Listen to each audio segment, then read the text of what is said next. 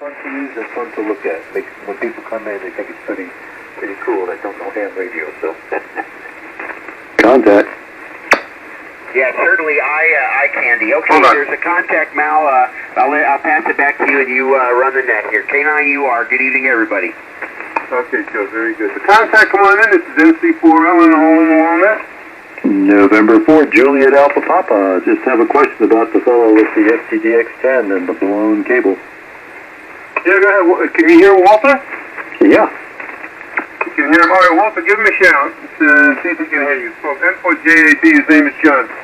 N4JAP from KE4MPG. Go ahead, John. Nice to meet you. Yeah, nice to meet you. You copy me okay? I'm sorry, say again? Do you copy me okay? Yes, you just dropped the poor little range for a second, but yes, I do. Go ahead. Okay, just a quick question. When you were using that DVI cable to monitor from your FTDX10, were you using an HDMI adapter anywhere along that cable?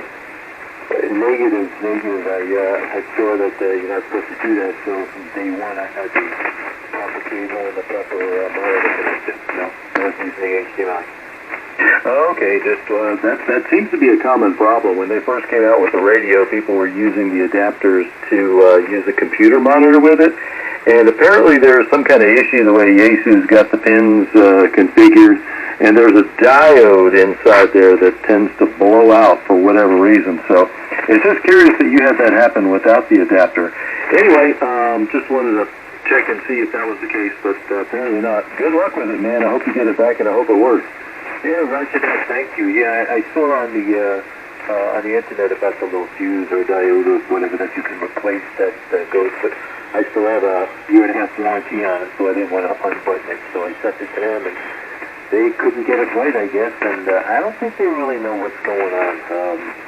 Yeah, NC4L can explain that, but yeah, I appreciate your interest in that, and I hope I do get it back working. Pick it up on NC4L now. Yeah, okay. I really don't think they know what's going on, John. I mean, they're embarrassed about that. And, you know, most people don't have the direct cable that you're talking about, but they're going to use an HDMI connector. So you have so many people using it, you blame it on that because it's a common thing. And people say, oh, yeah, that's what it is. But I don't think so. They replaced Walter's, he swore to me. He said I could take his children if he was lying. And he swore to me he only used a dedicated DVI connector, and when he came back he did the same thing and it blew out instantly. Well, if they really don't know what's wrong with it. He's using everything they're telling him and it's still blowing out. They know where the problem resides because they fixed it, but they don't know what causes the problem to cause this thing to stop working. And they're groping around and, you know, what can we do? Like, nobody is perfect. Ace is better than anybody, but nobody's perfect. Yeah, Rod. Well, I've noticed that about a couple of the Japanese manufacturers. They don't like to admit when they have an issue. I mean, they try to, I guess, fix it, but once they manufacture a certain number of pieces and they come off the factory line, you know, they're going to kind of say mum about it. So I think all the manufacturers have that problem, but I've got a 10 sitting here, knock on wood, going on 2 years and have not had an issue with it. I did connect it with a DVI connector to a monitor for a while, but I lost some space up here on the desk, so I took it out. But knock on wood, I have not had that problem. No? Yes, sir.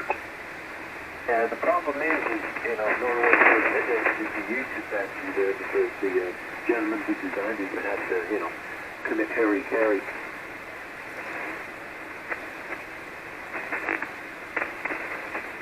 Walter, does that problem happen with the VGA cable as well?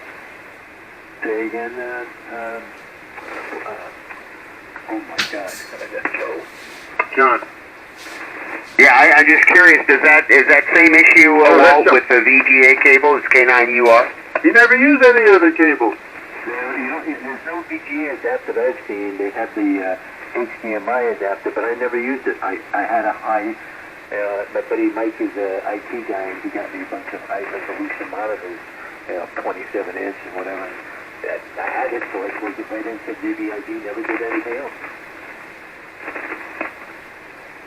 Okay, I understand. All right. Well, the monitor I have here is a VGA old VGA. It's a TV and monitor, and then I've got an HDMI. No, it's a VGA to DVI adapter. I wonder if that's going to cause a problem. Yeah, they suggest they tell you not to use anything but DVI-D to DVI-D. Roger, okay. And you do that and it doesn't work, so they don't know much about it. They think they do, and they're telling people stuff. But if it blows twice with Walter, they really don't know. They're just fudging it. I wonder if it's RF related. If it's what? RF. Real quick question, dude. Did you ever have a Pro 3? Yep. Do you remember how to change the display contrast and everything? I can't find it anywhere in the menu. Oh gosh, it's been a long time. Let me see if I got a manual laying here. I'll take a look. Yeah, I don't have a manual, and I couldn't find one that I could just open up without downloading on my phone.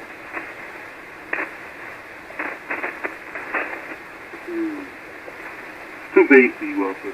Do what? Yeah, I mean, I'm hearing you very strong inside. You can tell what you're saying, but you're bassy. And John, and you're a little bit on the bassy side as well. Now, Professor Joe is nice and crisp. Turn on your amp now. Hello, Tim. My amp is on. And I'm putting out about 1,000 watts. Everything looks good. Why do you make the gun on the amp on? Because you usually flatline my S meter there, and you're only at 40 over. Oh, well, I don't know. I'll have to wheel it. Well, actually, with the preamp off, I forgot. Yeah, you're probably doing about 50 over. I had the preamp on the other day by mistake. Yeah, you're probably doing okay. Yeah, I got to work it. I'm on a 991 tonight. And I'm just sitting, looking at my 102, and it's sort of naked, but naked, you know, there's no top and no bottom on it. Then I repaired it, and I was just too lazy to put the tubes in. I'm going to put new tubes back in there because I noticed my output is down a little bit on 10 meters. I can't get quite 100 watts. I'm getting about 80. And I should be able to do more than that. So I figured, you know, it's telling me that it's not good. And, you know, how many years do I have left? A set of new tubes will probably outlast me, and I got plenty of tubes, so I'm going to put them in. What kind of tubes does he use? With my preamp on M2 there, and you're pegging me at 60 over. So, yeah, you're doing fine. Yeah, but that's a different radio than what you usually use, so they're calibrated differently. I was comparing it to yesterday. You about to key up today? I was comparing it to yesterday when I was on the radio with you. You keyed up today when you're on the radio with me. No, I said I'm comparing it to when I was on the radio with you yesterday. Oh, you were using the same radio, right? Roger that. The only one I have that I had to connect it for.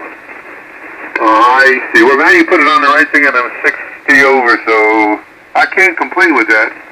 So I just turned the amp to, you know, the preamp on M2 with that. That's what I was on yesterday by mistake. And taking it at 60 over, and now you're doing the same thing, so no worries. Hey Walter, can I have you adjust your radio real quick? Sure. Okay, what I want you to do is I want you to push the exit set button for 1 second. What did you say to do? I didn't hear. Push the exit set button for 1 second. Okay. That will go into the set mode screen. And what I want you to do is I want you to go to level, which is going to be that first one, and you're going to hit F1. You're going to hit the F1 button.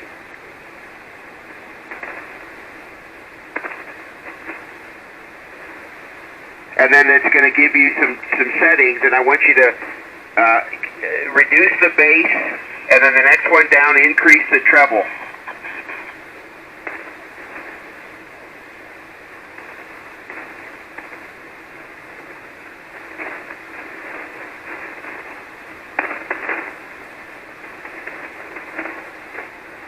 He must be seeing it because he's not getting back yet. I know he hears you.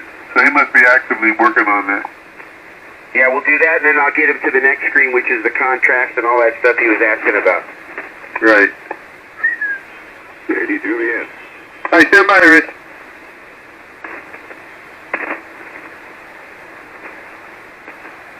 Doing some adjustments to Walter's radio.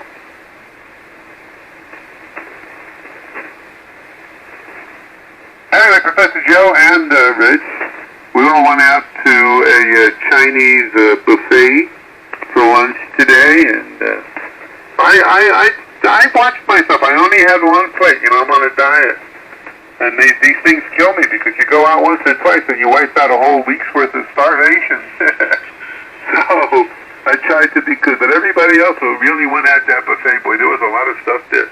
There was a Japanese. There was a lot of sushi there. I don't like sushi.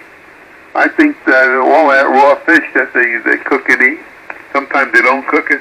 I think it leads to stomach cancer because in Japan, just like having heart disease, everybody has got stomach cancer over there. So, and they don't get heart disease until they come over here and start eating McDonald's. I think the heart disease in Japan, I think the stomach cancer in Japan is related to the charcoal food that they eat, not the raw fish. I think it's actually related to the carbon that they ingest from charcoal. Oh, that's possible. I don't know. That carbon's a carcinogen, but maybe that's possible. Anyway, I know that everybody over there has that, and so there was a guy that worked at Yesu. His name was Sam. He was a head technician. Yeah, and this was back in maybe when I started working on a 102, maybe about the turn of the century. And he was a very nice fellow, and I used to give him my things, and he'd give me his secrets, so we traded. And he was a very bright man, nice man. And I called up to speak to him, and he said he died, he had a heart attack. He said, yeah, he kept on going out to eat all these cheeseburgers, and he wasn't used to them. Maybe we get a little immune to it, But he went out, and he was having all these cheeseburgers, and it was very unusual, and a fellow who was Japanese to get a heart attack. But they have a very low incidence of that in their country. Yeah, that's true. Anyway, good evening, Rich. K9UR. I'll listen. Rich, are you there? JD to the end. Yeah, hello. Hello, Professor Joe. Yeah, I'm here. Good signal.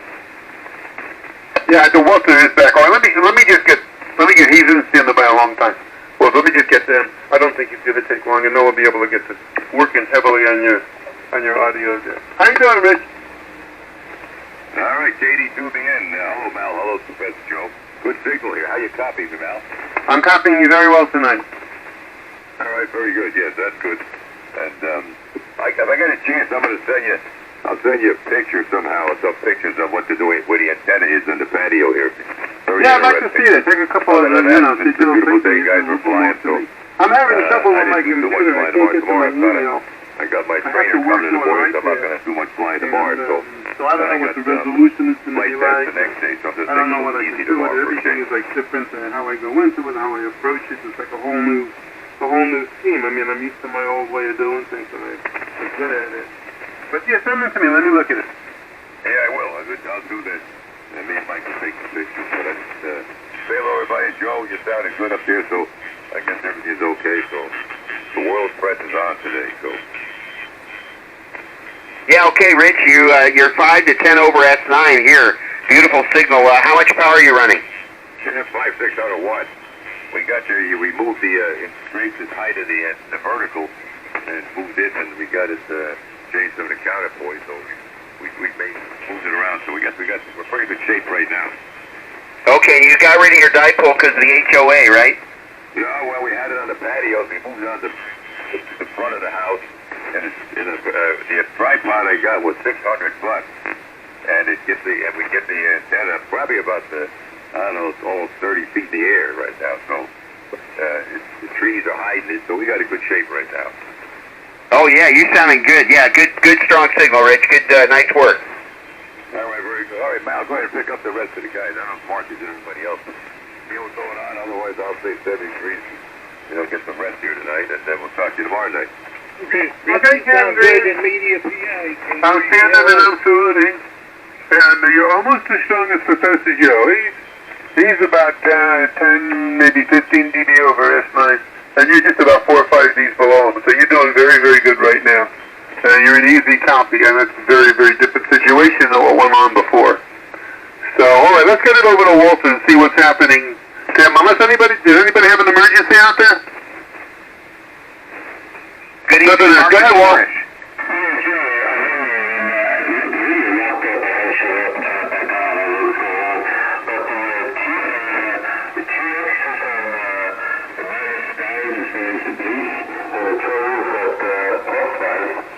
You are extremely distorted. What do you hear, Rich?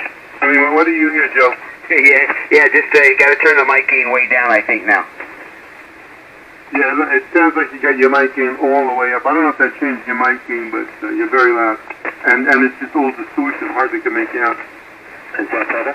Oh, yes, a lot. All right, well, the treble's on +5, the bass is at -5. That sounds terrific. That doesn't sound bad. Oh, Roger. Well, thank you.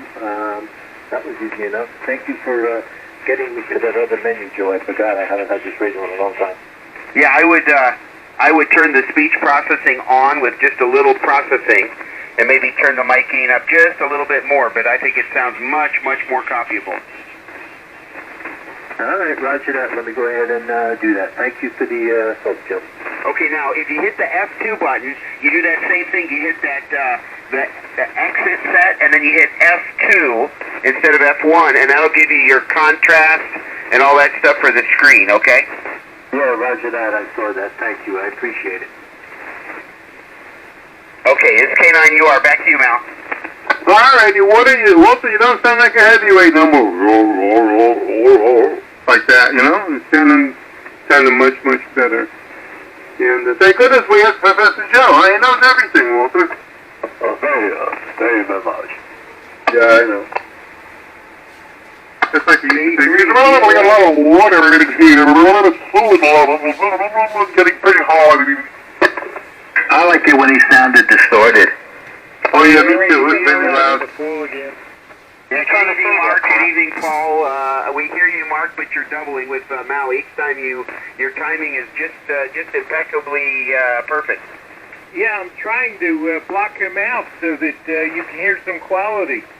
There you go. Uh-oh. Yeah, I shouldn't have said that, should I?